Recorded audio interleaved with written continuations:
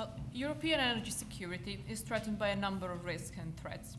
The approach to those risks varies according to each country's understanding of the concept of energy security. Without entering into a debate of definitions, I think it's worth mentioning that this concept is itself a topic for discussion between economists and foreign policy and security analysts. Indeed, contrasting views also exist with regard to what should be protected and from what risk. Bearing this in mind, while I was working on this chapter, I've tried to adopt a holistic approach, and I think it's safe to say that most experts would agree that at the minimum, being energy secure means having uninterrupted access to resources which are available at a reasonable price. Hence, I've identified 5 risks for Europe. The first risk is the one of price shocks. The second one is the risk of resource exhaustion. Then is the risk of energy being used as a bargaining tool to foster political agendas. Then is the risk of instability in producer and transit countries that could translate into attacks on pipelines. And here I mean both physical and cyber attacks. And finally is the risk of technical failure. Beside those risks, there are a series of substantial challenges that need to be overcome and for which no quick fix is available. First, Europeans over-rely on external energy sources, bringing total EU import dependency to over 80% for oil and 60% in the case of natural gas. In response to this issue, there have been a number of attempts to diversify supplies and reduce dependency from Russia. Resources are in fact also available in Central Asia, the Caspian and Black Sea regions, and in the Middle East and North Africa. However, the development of new pipeline projects faces several limitations.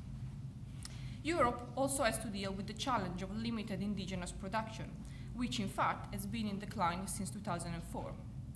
One way of countering this limitation is to look at alternatives, such as renewables and nuclear energy. Renewables accounted for nearly 20% of annual power production in 2009 and for 60% of newly installed power capacity in Europe during the same year. More investments, however, are needed in order to meet the 2020 targets in terms of CO2 emissions and to increase uptake of renewable energy. Governments have had to reconsider their decision to phase out nuclear power, as it arguably remains the largest single source of low-carbon electricity in the EU. This renewed interest in civilian nuclear power may amount to a nuclear renaissance, and unsurprisingly, it has raised concerns over the risk of nuclear proliferation and the ability of several countries to access large quantities of plutonium. Having said that, some European leaders see nuclear energy as a bridge technology until renewable options become more viable. An example of this trend is represented by Angela Merkel's decision last year to keep some nuclear plants in production in Germany until the 2030s. A final challenge is the one of integration into an EU energy market.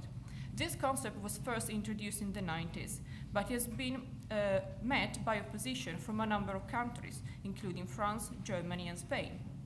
Last week, the European Energy Commissioner urged for a pan-European harmonization of energy markets and expressed his hope that all barriers to greater integration will be removed by the end of this year.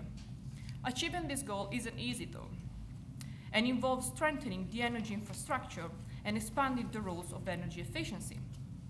Yet, the hardest challenge is the one of dealing with foreign suppliers as a bloc, rather than continuing with bilateral deals, which so far have characterized the energy market. So, after all of this, what conclusion can be drawn? Above all, there is a clear need for a united approach. At present, energy policy is still driven by national-level approaches. If this can be curbed, it would result in better economic deals for the Union as a whole and decrease political vulnerability. Russia will continue to be the EU main energy supplier for years to come. Therefore, the establishment of healthy economic relations is in the interest of both the Europeans and of Russia itself.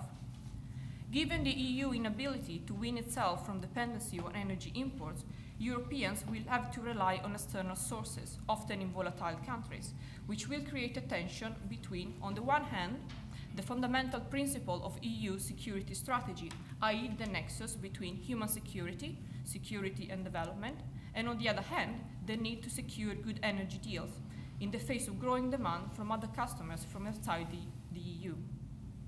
More could be done to reduce emissions and protect the environment.